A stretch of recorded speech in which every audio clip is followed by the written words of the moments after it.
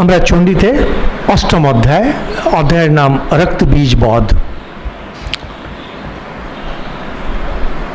এর আগে যারা মন দিয়ে শুনেছেন আপনার মনে থাকবে যে প্রথম অধ্যায়ে শক্তি, যাকে আমরা জগন্মাতা রূপে দেখছি, তাকে আনা হচ্ছে। তাকে বলছেন ভগবান বিষ্ণুর শক্তি, দৈবী শক্তি। পেছনে মূল ভাবনা যে মানুষ বিভিন্ন প্রকারের হয়। হিন্দু ধর্মকে আমরা বলি ইনক্লুসিভ ধর্ম। ইনক্লুসিভ ধর্ম মানে সবারই জন্য এখানে স্থান আছে, সবারই মন আলাদা ধরনের, সেই জন্য তাদের যে আধ্যাত্মিক চাহিদা আর তাদের যে আধ্যাত্মিক সাধনা করার ক্ষমতা, রুচি আলাদা। ফলে কখনোই কোনো অবস্থাতেই যে কোনো দুজনের যে সাধনা বিধি এক হতে পারে না, কোনো মতে হবে না। আপনি হয়তো একই মন্ত্র নিয়েছেন, একই গুরুর কাছে নিয়েছেন, একই দিনে নিয়েছেন। শিবের একজন ভক্ত হিমালয়ে গিয়ে কোনো এক সিদ্ধ মহাত্মার কাছে গিয়ে শিবের মন্ত্র একই দিনে নিলেন, কিন্তু সাধনা আপনাদের দুজনের সাধনা আলাদা হবে। এমনকি স্বামী স্ত্রী এক বাড়িতে থাকছে, এক জায়গায় মন্ত্র, একদিনের মন্ত্র, কিন্তু সাধনা আলাদা হবে, কারণ আপনাদের মন আলাদা।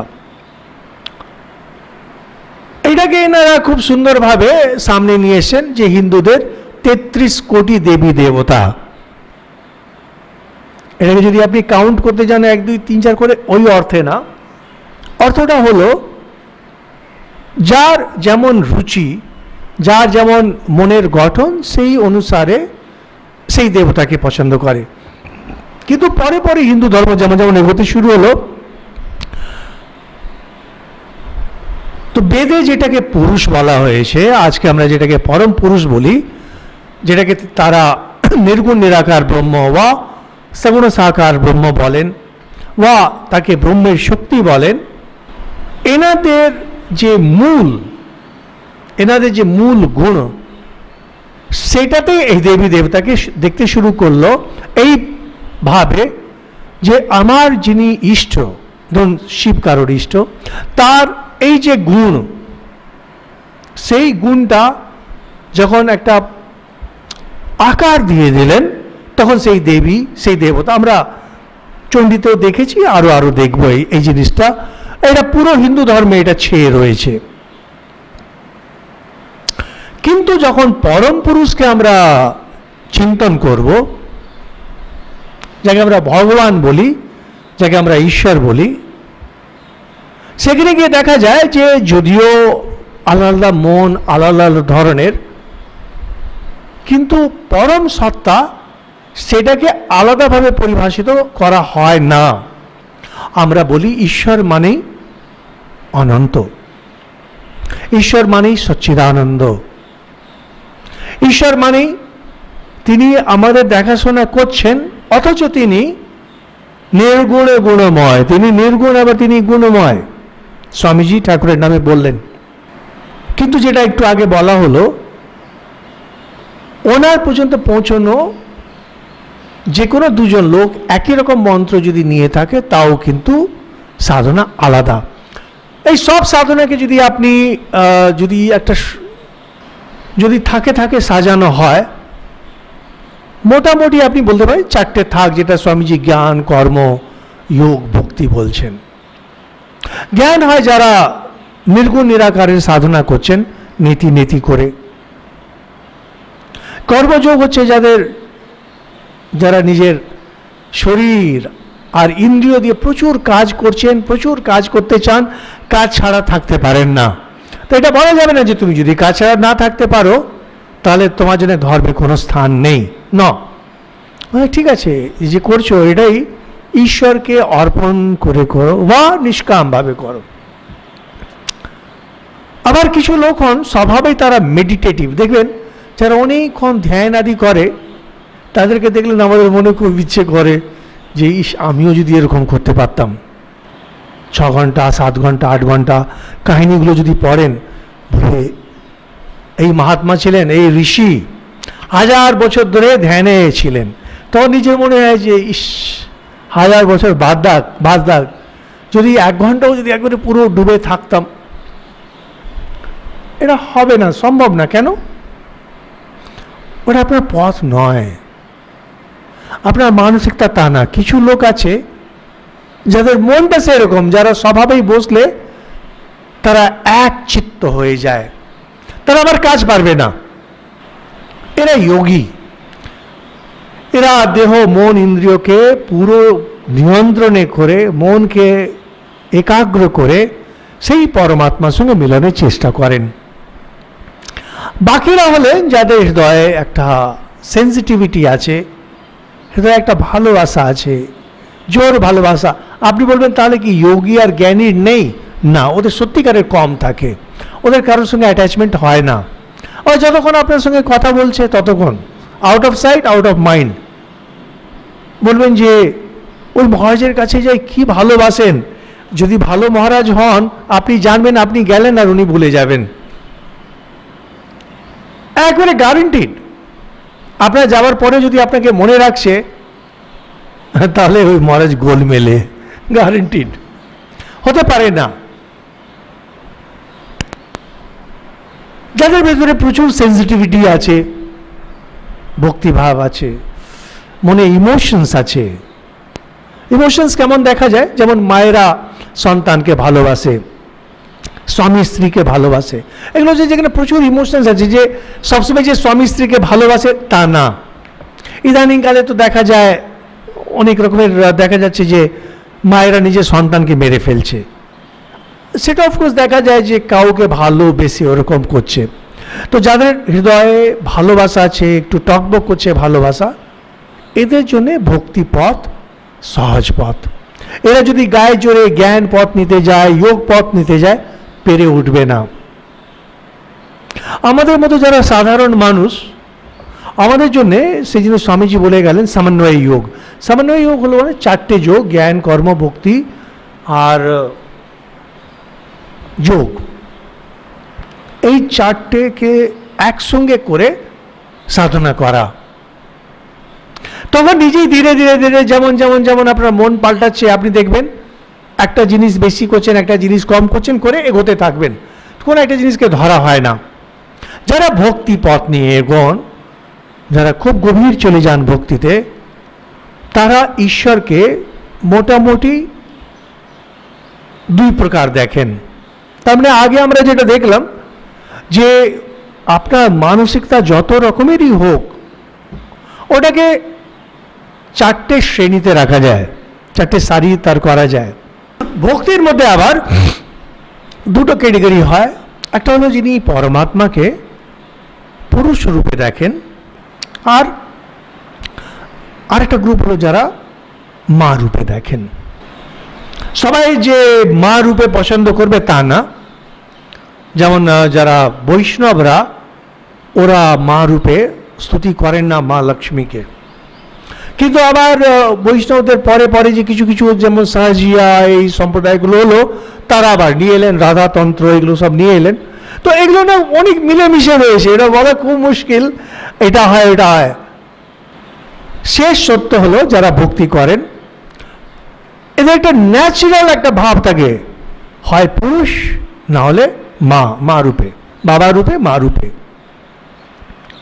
আমাদের শাস্ত্রে এটার অনুমতি আছে।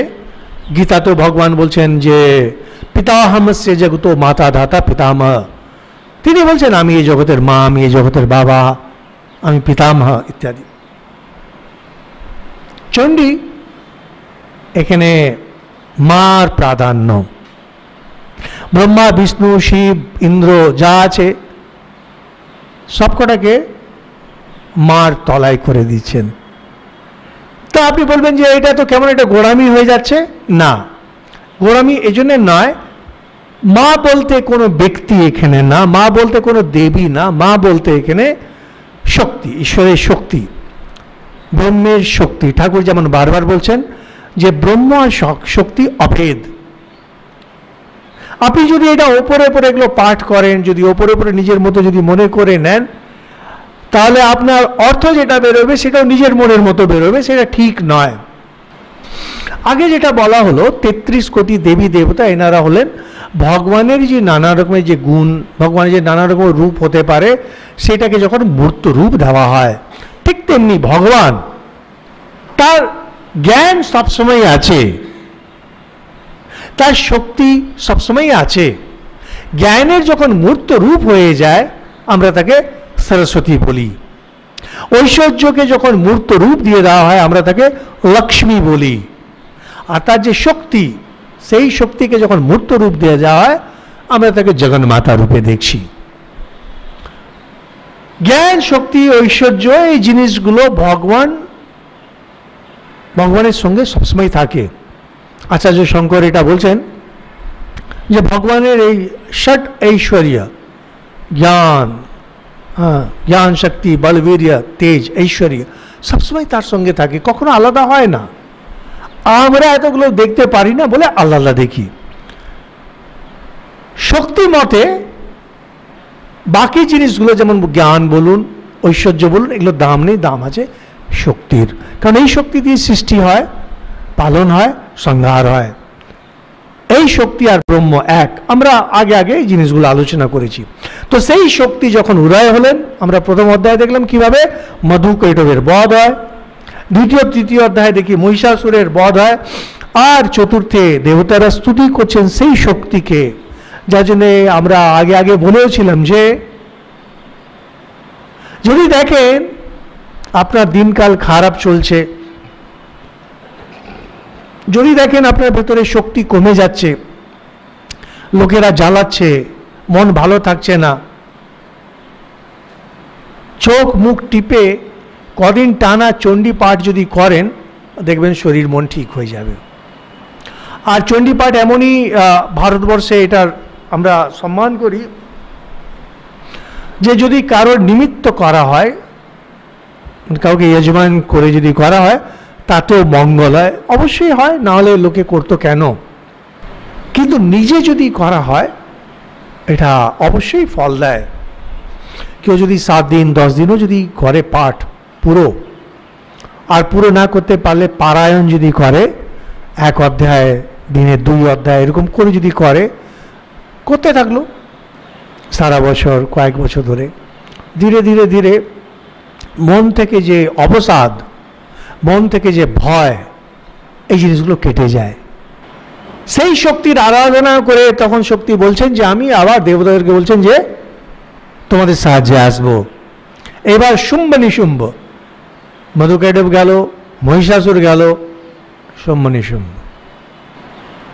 এই পঞ্চম অধ্যায় যখন শুরু হয়, সেখান থেকে পঞ্চম অধ্যায়ে মায়ের কত রকমের রূপ, আসলে মায়ের তো রূপ না, ঈশ্বরেরই রূপ, ঈশ্বরের শক্তি অভেদ, সেই জন্যে ওইভাবে খুব সুন্দর বর্ণনা করেছেন। ষষ্ঠ সপ্তম অধ্যায়ে ধূম্রলোচন আর চণ্ডমুণ্ড। চণ্ডমুণ্ডের বধের সময় মায়ের শরীর থেকে কালো রঙের এক শক্তি বেরিয়ে আসে, তার নাম হলো কালী। সেই কালী আর ওই যে পার্বতী আর তার সঙ্গে অন্যান্য শক্তিগুলোর যে লীলা অষ্টম অধ্যায়ে শুরু হয়, যার নামই হলো রক্ত বীজ বধ। তো ওম ঋষিরুবাচ, মার্কণ্ডেয় ঋষি বলছেন, চণ্ডে চ নিহিতে দৈত্য মুন্ডে চ বিনিপাতিতে বহুলে চ সৈন্যেষু ক্ষেতেষু অসুরেশ্বরা, ক্ষেতেষু অসুরেশ্বরা। বলছেন যে আরে চণ্ডমুণ্ড এরা এত শক্তিশালী সেনানায়ক, এরা মারা গেছে। এটা দেখে শুম্ভ যে রাজা, দৈত্য রাজা, প্রচণ্ড রেগে গেছে। যায় প্রথমে কিছু লোককে পাঠানো হলো, যখন তারা পেরে উঠলো না তখন আরো কিছু লোককে পাঠানো হলো। শুম্ভ এবার আদেশ করছেন, তোমরা অনেকে মিলে যাও, এই মেয়েটি পার্বতী, একে বেঁধে নিয়ে এসো।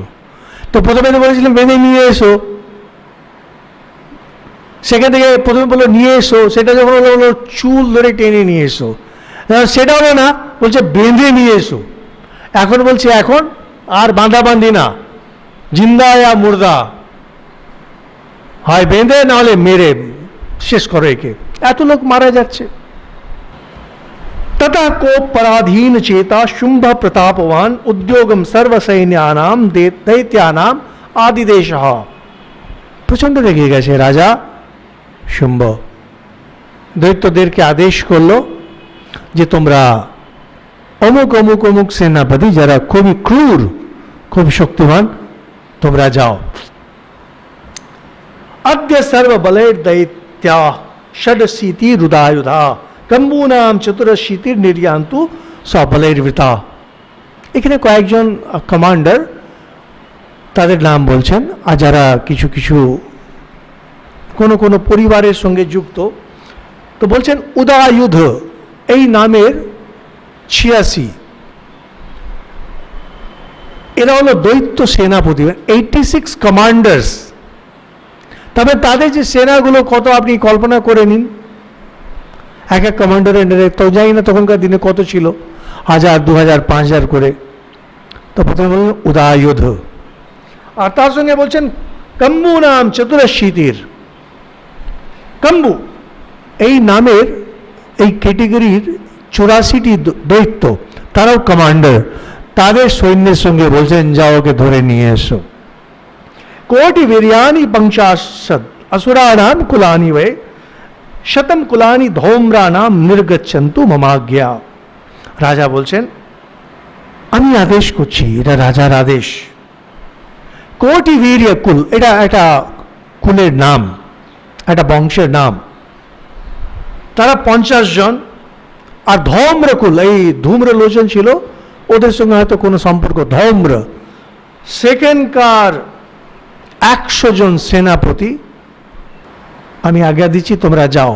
তো 86, 84, 50, 100 এতগুলো হচ্ছেন শুধু সেনাপতি। এই সেনাপতির সঙ্গে তাদের সেনা, তবে একটা হিউজ আর্মি। যে পার্বতী এর আগে আগে যেখানে লড়াই হয়েছে সেখানে পাঠাচ্ছেন যে যাও ধরে নিয়ে এসো। আর তার সঙ্গে আরো বলছেন काल का दौड़दा मोरिया काल के आस्त था सुरा युद्धाय सज्जा निर्यान्तु आज्ञा त्वरिता मम। कालक, দৌড়িদ, মৌর্য, কালকেয়, এগুলো সব অসুরের বিভিন্ন বংশের নাম। তোমরা সবাই তৈরি হও, যুদ্ধের জন্য যাও, এই মেয়েটাকে ধরে নিয়ে আসতে হবে। তো বলছেন युद्धाय सज्जा निर्यान्तु आज्ञा त्वरिता मम।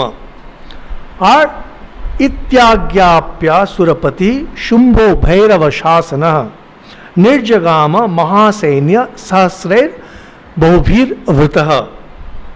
तो এই যে রাজা শুম্ভ, যিনি এত ক্রূর, যেন এত শক্তিশালী, এরকম যে হাজার হাজার সৈন্য, তাকে যুদ্ধে পাঠানোর আদেশ করলেন। মানবীয় শক্তি ঈশ্বরীয় শক্তিতে না অনেক তফাৎ হয়ে যায়। অনেক সময় দেখবেন কিছু কিছু যেগুলো আমাদের পুরনো কাহিনীগুলো, রামায়ণ, মহাভারত, এগুলোতে দেখা যায় মানুষের শক্তি যত বড়ই হোক, আসুরি শক্তি যত বড়ই হোক, মানুষ মানেই হলো সে নিজের শরীর, মন, ইন্দ্রিয় এই সব কিছুকে মিলিয়ে একটা অনেক উঁচু অবস্থায় গিয়ে সেখান থেকে কাজ করে।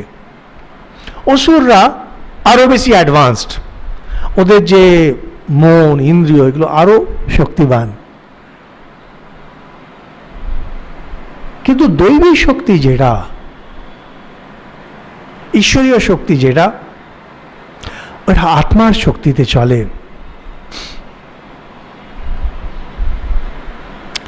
আত্মার শক্তির সামনে জগতের সমস্ত শক্তি খড়কুটো। আজকের দিনে আমরা হিন্দু ধর্ম, আমরা বেশি গভীরে আমরা যাই না, হিন্দু ধর্মটাকে আমরা ভালোভাবে দেখি না, বইগুলো পড়ি না। যেগুলো উচ্চমানের, খুব উচ্চমানের যে কাহিনীগুলো রয়েছে, যেটা দিয়ে এক সত্যকে বলা হচ্ছে, সেগুলো আমাদের কাছে কল্পনা বলে মনে হয়। আর সেগুলো মনে হয় যে এমনি রসালো গল্প, তা না, খুব কঠিন কঠিন, অত্যন্ত কঠিন কঠিন যে আধ্যাত্মিক সত্য, ঋষিরা সেটাকে বিভিন্ন কাহিনীতে সামনে দিয়েছেন। যেমন এটা খুব সহজ জিনিস, ব্যাখ্যা করি, যদিও আমরা মূল জিনিস থেকে একটু সরে যাচ্ছি। একটু আগে বলা হলো কিছু লোকের মনে ভক্তি ভাব স্বাভাবিক, বেশিরভাগ লোকের মধ্যে ভক্তি ভাবটা স্বাভাবিক। যাদের মধ্যে জ্ঞান ভক্তি কর্মযোগ কোনো ভাব নেই যেটা দিয়ে ঈশ্বরের কাছে যেতে পারবে, এরা হলো অসুর। এদের কথা সমাজে বলে না। আগেকার দিনে এদেরকে শূদ্র বলে দিত, যে তোমরা ভাই তোমরা বাইরে থাকো, তোমরা ধর্ম মানো না, ধর্ম কর্ম দিয়ে নিজেকে বড় করতে চাও না, তোমরা এই সিস্টেমের বাইরে। ভক্তিভাব যাদের মধ্যে থাকে এনারা দুই ধরনের মানুষ। এক হলেন যারা, মানে প্রসেস দিয়ে বলছি, একজন হলেন যারা বৈদিক ভক্তি করেন, এত জপ করতে হবে, এতক্ষণ ধ্যান করতে হবে, পুজো এত করতে হবে, পাঠ এত করতে হবে। আর এক হয় ভালোবাসা, যাদের শুধু ভালোবাসা, ঈশ্বরের জন্য ভালোবাসা, এমন ভালোবাসা যেখানে ডুবে যায়। ডুবে গেলেও তো ইন্টেন্সিটি আলাদা, যেমন আমরা দেখি যারা এমনি ভক্তি বৈদিক ভক্তি করে তাদের মধ্যে কিছু আছে যারা ওই গুরুর কাছ থেকে মন্ত্র নিয়ে যে কোনো রকমের দাঁত মুখ খিচিয়ে এরকম ওরকম করে 108টা কোনো রকমের জপ করলো, মন্ত্র যাতে না ভুলে যায়। আবার আমরা এখানে বেলুড়মঠি মহারাজদের দেখেছি দুটো মালায় হাতে নিয়ে জপ করে যাচ্ছেন 10 ঘন্টা 12 ঘন্টা 14 ঘন্টা। একবার খুব বড় পূজনীয় মহারাজ গীতানন্দজি মহারাজ ভাইস প্রেসিডেন্ট ছিলেন, তো ওনার ঘরে ঢুকতে ভয় করতো। উনি যখনই যাবেন হয় ঘরে ঘুরে ঘুরে জপ করছেন, নাহলে চেয়ারে বসে জপ করছেন। তো একদিন ওভাবে গেছি, গিয়ে বললাম মহারাজ আপনার ঘরে ঢুকতে অস্বস্তি লাগে, সবসময় আপনি জপ করছেন। তো উনি হেসে বলছেন, আরে কিছু একটা করতে তো হবে। আমি করছি, তুমি তোমার মতো ঢুকবে, আমি অন্য সেন্টার থেকে আসতাম কাজ নিয়ে কিছু, তুমি তোমার মতো ঢুকে আসবে, কিছু একটা করতে হবে। তো 12 ঘন্টা 14 ঘন্টা রোজ জব করেন। এরকম আরো অনেকেই ছিলেন। তেমনি ভালোবাসা, যেটা মীরারও ভালোবাসা আছে, রাধারও ভালোবাসা আছে, আরো অনেকেরই ভালোবাসা এরকম হয়তো আছে। এখন যেখানে এমন ভালোবাসা আছে যেখানে আর কোনো কিছুর হুঁশ নেই, এটাকে বলে পরা ভক্তির পরাকাষ্ঠা। ভক্তি দুই প্রকার, অপরা আর পরা। অপরা মানে বৈদিক ভক্তি, যেখানে এই যেটা বলা হলো এত জপ করবে, এত ধ্যান করবে, এগুলো। আর তারপরে হয় পরা ভক্তি, যেখানে কোনো হুঁশ নেই। এটা আপনি কি করে যদি লোককে বোঝাতে চান পরা ভক্তি কাকে বলে, যেখানে নিজের সব ভুল হয়ে যায়, শরীর নিজের ভুলে যায়। তো বলবেন সে তো এমনিও লোকেরা ভালো যখন বাসে শরীর ভুলে যায়, নিজের মন ভুলে যায়, বলছেন সেও ভুলে যায়, বলছেন নিজের মান সম্মান কুল শীল সব ভুলে যায়। এবার একটু আপনি আটকাবেন, ধর্ম ধর্মের পারে চলে যায়, বলবেন আর তো কিছু বুঝতে পারছি না। তো এই জিনিসগুলোকে বোঝানো এত কঠিন যে পরাভক্তি জিনিসটা কত কঠিন। দুটো দেখবেন খুব সুন্দর আমাদের উপমা আছে, উদাহরণ আছে একটা বাল্মীকি রামায়ণে। সবারই যখন শ্রী রামচন্দ্রকে এঁঠো কুল খাওয়াচ্ছে, ধর্ম অধর্মের পারে চলে গেছে, তার আর কোনো হুঁশ নেই যে এঁঠো জিনিস কাউকে দিতে নেই। সে এমন ডুবে আছে শ্রী রামচন্দ্রে যে আমি আর রাম এক, কুলগুলোকে আস্বাদ করছে, টক হলে ফেলে দিচ্ছে, মিষ্টি হলে রাম। ধর্ম অধর্মের পারে চলে গেছে। দেখবেন কথামৃত যারা পড়েন ঠাকুর বারবার বলছেন যে ধর্ম অধর্মের পারে চলে যায়। কিন্তু পরাভক্তি আরো ইন্টেন্স নিয়ে যাচ্ছেন যখন যশোদা আর কৃষ্ণের যে ভালোবাসা, ওটা অনেকটা পরাভক্তি। কিন্তু আমরা বলি ভাগবত ব্যাসদেব রচনা করেছেন, ব্যাসদেব নিশ্চয়ই সন্তুষ্ট হলেন না, যে না জমলো না। তখন নিয়ে এলেন গোপী আর কৃষ্ণের প্রেম, যেখানে দেহ মন মান সম্মান লজ্জা কুল শীল সব উড়ে গেছে, থাকছে শুধু ভালোবাসা। ঠিক তেমনি মানবীয় শক্তি আসুরি শক্তি দৈবী শক্তি আর ঠিক ঠিক ঈশ্বরীয় শক্তির আলাদা। ঈশ্বরীয় শক্তি কিরকম আলাদা? তো ব্রহ্মা তিনি সৃষ্টি করেন, সৃষ্টি একমাত্র ব্রহ্মা করেন। তো শ্রীকৃষ্ণ যখন মানে নারায়ণ যখন শ্রীকৃষ্ণ হয়ে অবতার হয়েছেন, ইন্দ্র পরীক্ষা নিচ্ছেন। ইন্দ্রের শক্তি হলো দৈবী শক্তি। সে এমন বৃষ্টি দিয়েছে, শ্রীকৃষ্ণ গোবর্ধন পর্বত ধারণ করে দিলেন, ওটাকে আটকে নিজের লোককে বাঁচিয়ে দিলেন। কিন্তু ইন্দ্রের উপরে ব্রহ্মা, যিনি প্রায় ঈশ্বরীয় শক্তি, কারণ তিনি স্রষ্টা, তিনি গোপাল বালক সবাইকে লুকিয়ে রেখে দিলেন। শ্রীকৃষ্ণ নিজেই সব গোপাল বালক হয়ে গেলেন, গরু হয়ে গেলেন, বাছুর হয়ে গেলেন, সব বাছুরগুলো। ব্রহ্মা ওগুলোকে সবাইকে লুকিয়ে রেখেছিল। পরের দিন ব্রহ্মার একদিন কিছুক্ষণ হচ্ছে, আমাদের 1 বছর, এসে দেখে আরে যেমন কি তেমন। তখন বুঝলেন যে ব্রহ্মার যে ক্ষমতা সেটাও কিছুই না ঈশ্বরীয় ক্ষমতার কাছে। তো সেখানে মানুষ আর অসুর সে কি খার, কিছুই না। আপনাদের হয়তো মনে হবে যে এগুলো কি সুন্দর গল্প, হ্যাঁ? একেবারেই না, এটা ফ্যাক্ট। ফ্যাক্ট এই না যে ব্রহ্মা চুরি করেছিলেন, কৃষ্ণ চুরি করেছিলেন, না, একেবারেই না। কৃষ্ণ হয়েছিলেন কি হননি আমরা জানি না, ব্রহ্মা চুরি করেছিলেন কিনা আমরা জানি না, কিন্তু আমরা এটা জানি ঈশ্বরীয় শক্তির সামনে মানুষের শক্তি, অসুরের শক্তি, দেবতার শক্তি, ইংল্যান্ড আমেরিকার শক্তি কিছুই না। আর আমরা সেই শক্তির সঙ্গে এক, আত্মার শক্তি। যেমনি আপনি চিন্তা করতে শুরু করবেন আমি সেই শুদ্ধ আত্মা, যেখান থেকে এই সমস্ত সৃষ্টি হয়েছে, যা কিছু এই জগতে চলছে, সেই শক্তির মালিক কিন্তু আমি নিজে। সত্যি যখন এটাকে বিশ্বাস করতে শুরু করবেন, আত্মার সেই শক্তিকে যখন জাগাতে শুরু করবেন, তখন সবাই এই জগতে না আপনার খড়কুটো বলে বোধ হবে। থিওরিটিক্যালি না, বাস্তব। আমি বলে যাচ্ছি, আপনারা শুনছেন, আপনাদের মনে হচ্ছে ক্লাস করছেন, কিন্তু আমি জানি এটা আপনাদের কাছে এক ধরনের স্পিরিচুয়াল এন্টারটেইনমেন্ট, মনোরঞ্জন। কারণ এটা যদি ছুঁয়ে যায়, আপনার জীবন পাল্টে যাবে। ঠাকুরের কথা শুনে লোকের জীবন পাল্টে যাচ্ছে, স্বামীজির কথা শুনে লোকের জীবন পাল্টে যাচ্ছে, কিন্তু আমাদের কথা শুনে আপনার পাল্টাবে না, কারণ ঠাকুর বলে গেছেন ইত্যাদি গুরুর ইত্যাদি চালা, কিছুই হবে না।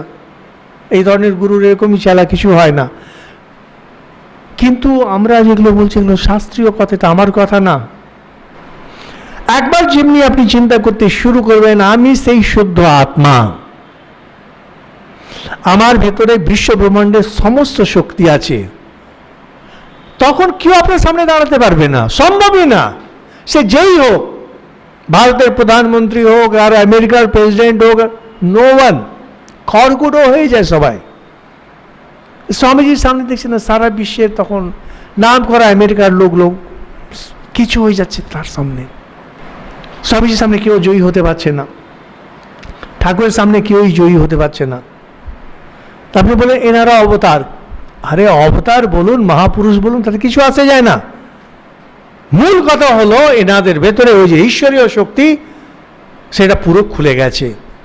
এটা আমার আপনার ভেতরেও খুব সহজে খুলে যাবে। এটা এমন আহামরি কিছু না, কিন্তু আমাদের এতদিনের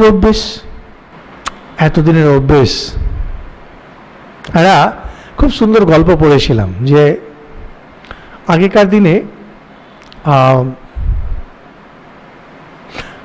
এই বঞ্জারাগুলো হতো, বঞ্জারা একটা জাতি, ওরা ওই গ্রামে গ্রামে ঘুরে বেড়াতো, নানা রকমের কাজ টাজ করতো। ওর স্পেশালিটি হলো চুরি করা। ওর গ্রামের বাইরে থাকতো, প্রায় চুরি টুরি করতো, ওরা খুব নাম করা। এক রাজা ওরকম একটা বঞ্জারনকে দেখে মুগ্ধ হয়ে গিয়ে তাকে বিয়ে করে নিয়েছে। বঞ্জারন দেখতে সুন্দরী ছিল, সে ছিল একটা বঞ্জারন, গ্রামে গ্রামে ঘুরে বেড়াতো আর চুরি করত, হয়ে গেল মহারানী। তো সব ভালো, সবাই খুব খুশি, এমনি খুব সব বিনয়ী, সব মানে রাজার সব গুণ নিয়েছে, কিন্তু দেখছে দিনে দিনে রোগা হয়ে যাচ্ছে মেয়েটি, তো আরো রোগা হচ্ছে, আরো রোগা হচ্ছে, সব চিকিৎসা করছে কিন্তু কিছুতেই সেই সারছে না।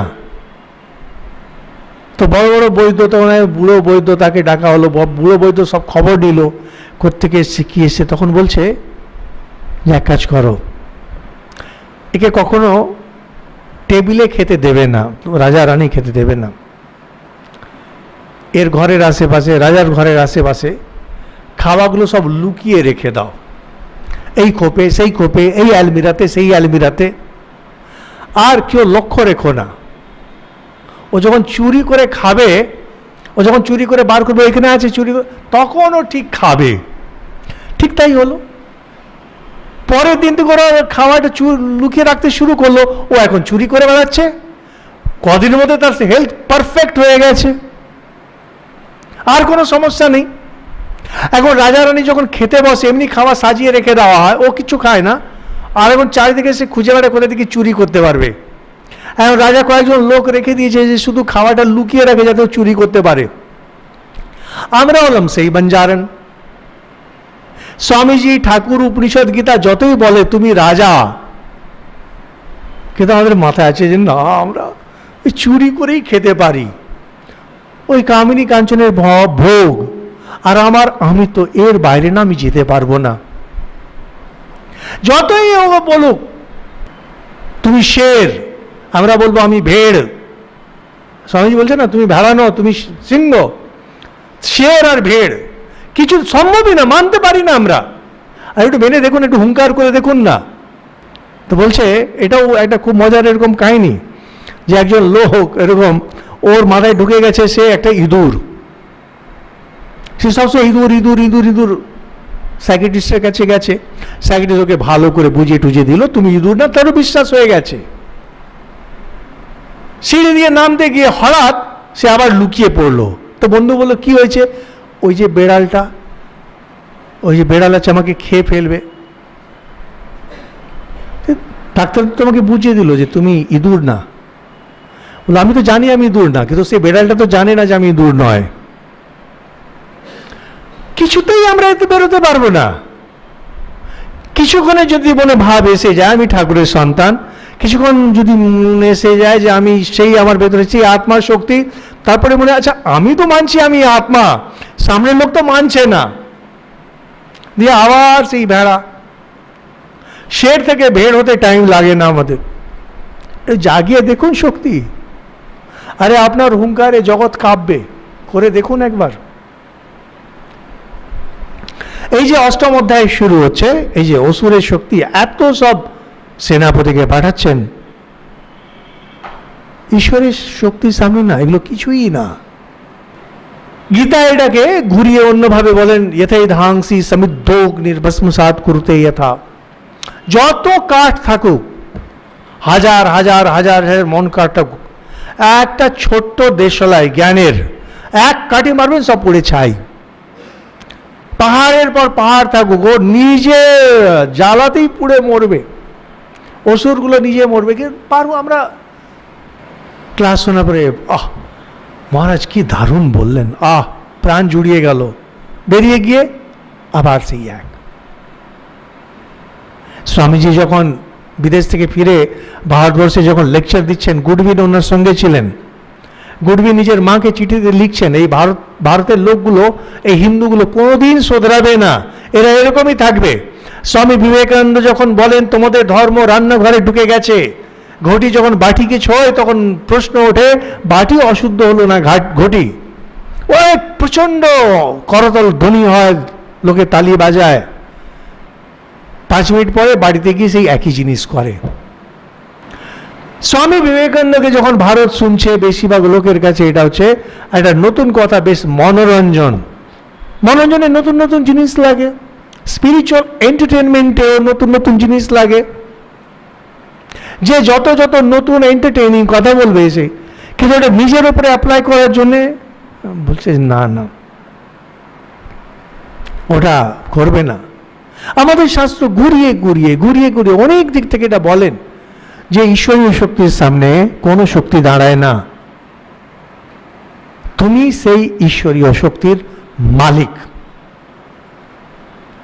কিন্তু আমরা ওই বঞ্জারনের মতো যতক্ষণ চুরি করে না খেতে পারি আমাদের পেট ভরবে না। তো বলছেন আয়ান্তম চণ্ডিকা দৃष्ट्वा তৎসৈন্যমম অতিভীষণম যা শোনে পুরীয়ামাস ধরণী গগনান্তরম। বলছেন ওই বিরাট সেনা আসছে দেখে অম্বিকা তার যে ধনুষ সে জোর একটা টং মারলেন। তো টং মারা মানে টঙ্কার, সে এমন আওয়াজ, ভারী একে না ভারী ধনুষ, সে আওয়াজে ভরে গেল পৃথিবী আকাশ। আর ওই আকাশের জন্যে তত্ত্ব সিংহ মহানাদম অতীব কৃতবান নৃপ ঘণ্টা স্বনেন তন্নাদম অম্বিকা চোপ ব্রিং আয়াত। বলছেন যে যখন এই যে মা যেমনি ধনুষটা বাজালেন, সিংহের উপরে বসে আছেন কিনা, সিংহটাও জোশে ভরে গেছে, সেও জোরে জোরে গর্জন করতে শুরু করলো। আর মা তার যে ওখানে ঘন্টা রয়েছে সিংহের ওখানে, সেটাকে জোরে আওয়াজ করছে, মানে তিনটে আওয়াজ এখন বেড়ে গেছে, ধনুষের আওয়াজ, সিংহের আওয়াজ, ঘন্টার আওয়াজ। সেই একবারে যেন বিরাট একটা যুদ্ধ। যুদ্ধের সময় আওয়াজ খুব দরকার পড়ে আগেকার দিনে, নাহলে মানুষ মানুষকে মারতে পারে না। যুদ্ধের জন্য ভেতরে যে একটা শক্তি জাগবে, এটা যেন একটা বিকট আওয়াজ আদি না থাকলে হয় না। তা বলছেন ধনুর্যা সিং ঘণ্টা নাম নাদা পরি দিংমুখা নিনাদের ভীষণে কালী চিকে বিস্তারিত আননা, বিস্তারিত আননা।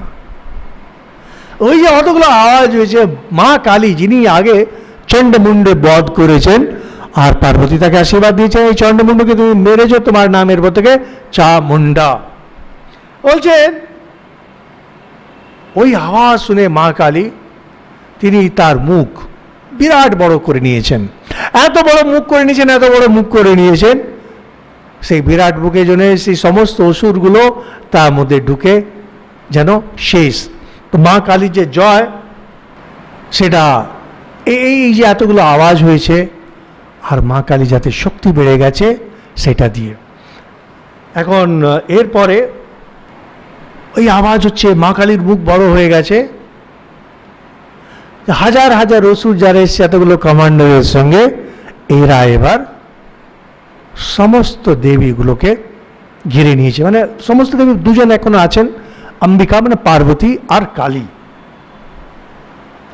হ্যাঁ ঘিরে নিয়েছে। মানে ওরাও তো শক্তিশালী, এমনি যাতা তো লোক না। এবার ঈশ্বরীয় শক্তি যেটা, সেটাকে আরো বাড়াচ্ছেন।